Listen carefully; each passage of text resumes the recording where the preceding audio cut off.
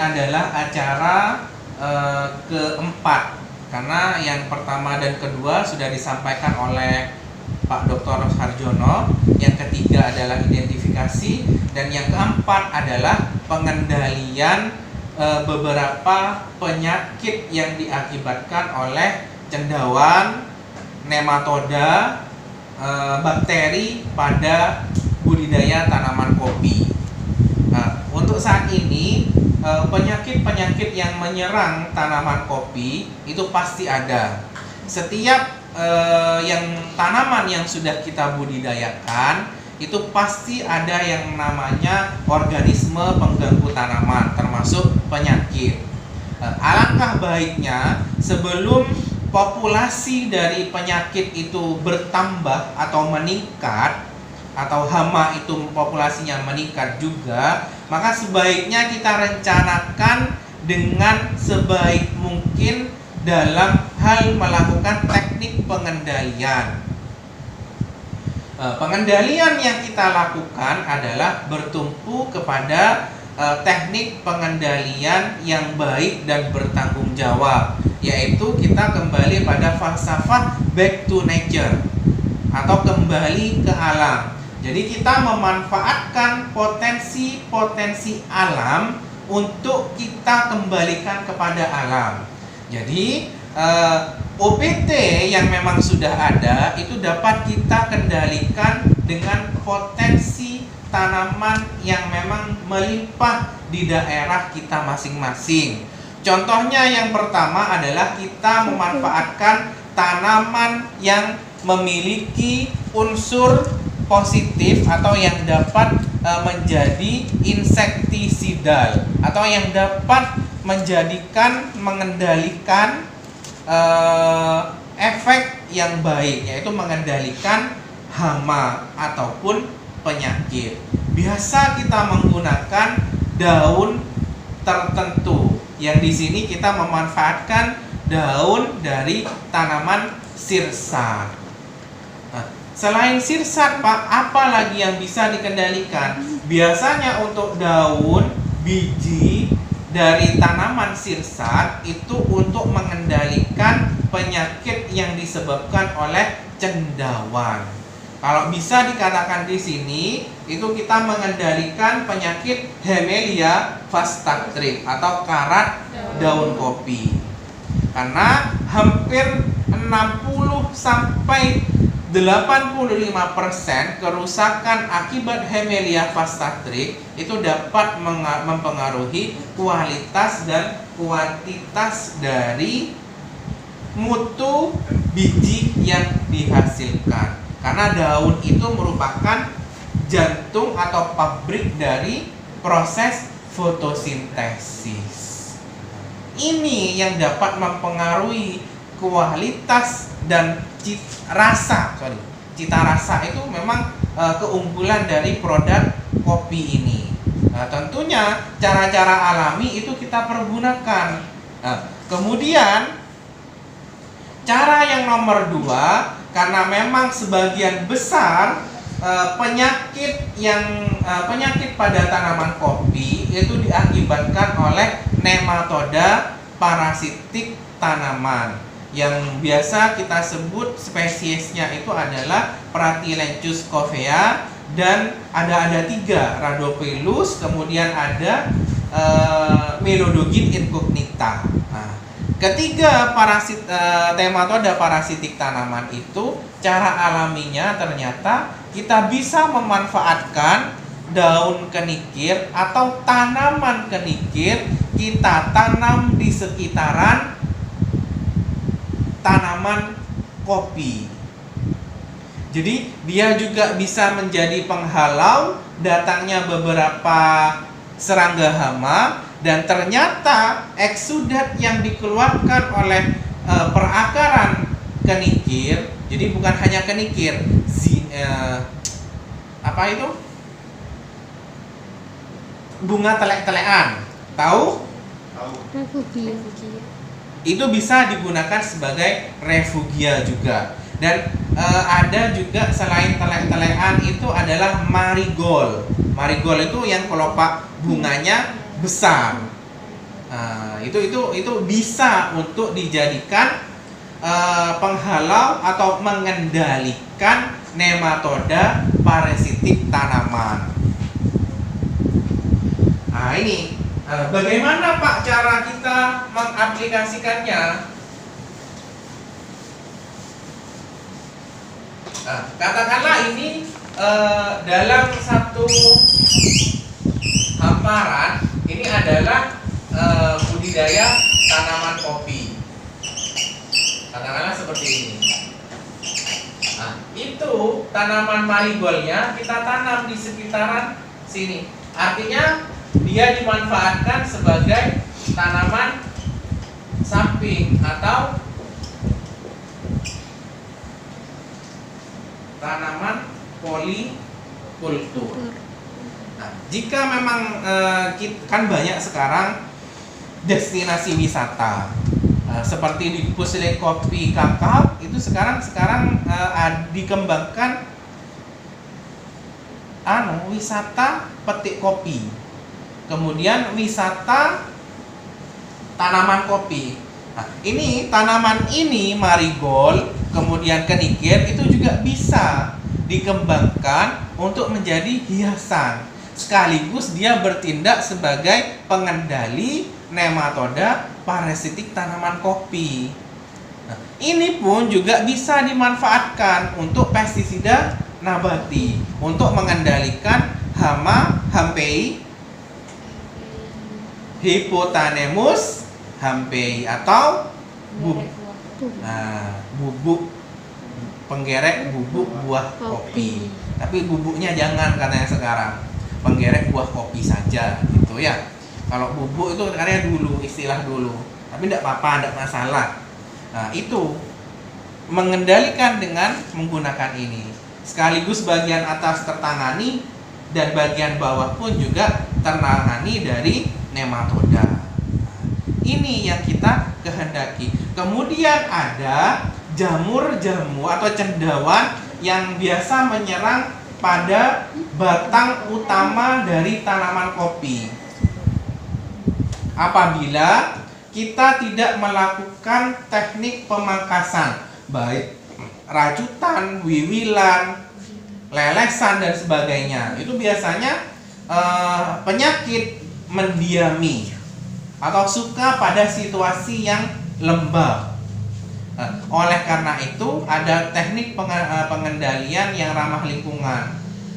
Panen merah di awal itu kan biasanya untuk mengendalikan hampei dan serangga-serangga yang lain, sekaligus untuk mengendalikan beberapa tingkat kelembapan yang tinggi yang memang disukai oleh beberapa penyakit bakteri ataupun cendawan. Nah, ini ya. Jadi digunakan wiwilan, kemudian racutan, panen buah merah pertama, kemudian membersihkan racutan dari sisa-sisa tanaman ataupun gulma. Itu adalah teknik pengendalian yang kita gunakan. Kemudian apabila terdapat batang-batang tanaman kopi yang terserang cendawan, nah, itu biasanya dikendalikan dengan alami, yaitu kita biasanya membuat bubuk California. Ya, tahu ya? Atau disebut dengan kita membuat bubuk berduk seperti ini. Itu biasanya banyak sudah digunakan di Eropa sana untuk mengendalikan penyakit-penyakit yang diakibatkan oleh cendawan pada tanaman kopi dan kakao. Ini biasanya campuran bubuk California itu adalah campuran yang kuning itu apa ceritanya? Belerang bisa dicampur dengan kapur atau disebut dengan kapurux. Nah, kalau bubur berduk ini campurannya apa? Terusi atau tembaga ya? Iya, tembaga, kemudian arang dan dicampur. Ini dimasak nanti biasanya. Nah, ini biasanya kalau bubur California itu kadang dimasak sampai aromanya menyengat, itu kemudian dilabur. Labur itu apa ya? Dibalurkan kepada batang-batang yang terserang penyakit, baik cendawan ataupun bakteri. Nah, ini kemudian hasil dari pestisida nabati ini seperti ini nantinya. Jadi sebelum kalian gunakan, kalian kocok terlebih dahulu.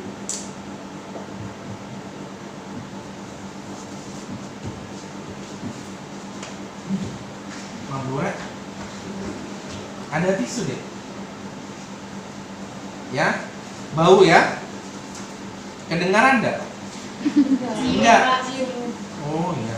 Karena memang aroma yang bau ini yang memang kadang kita kehendaki untuk kita mengendalikan hama ataupun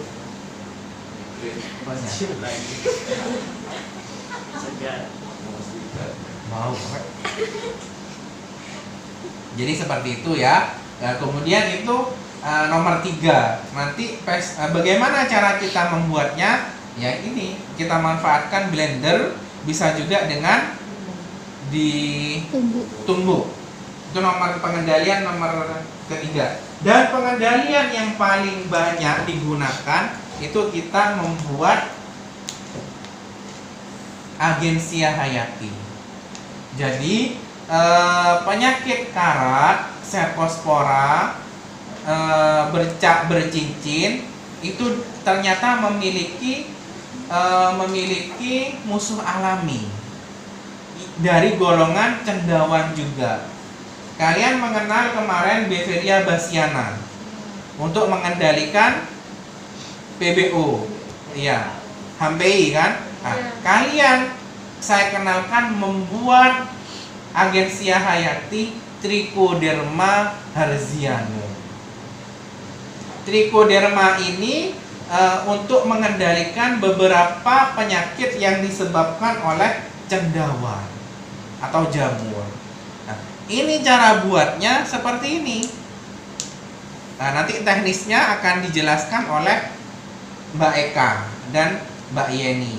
Ini nanti kita larutkan dalam air, kemudian kita semprotkan. Sama, semua diaplikasikan dengan cara disemprot. Nah, seperti itu ya.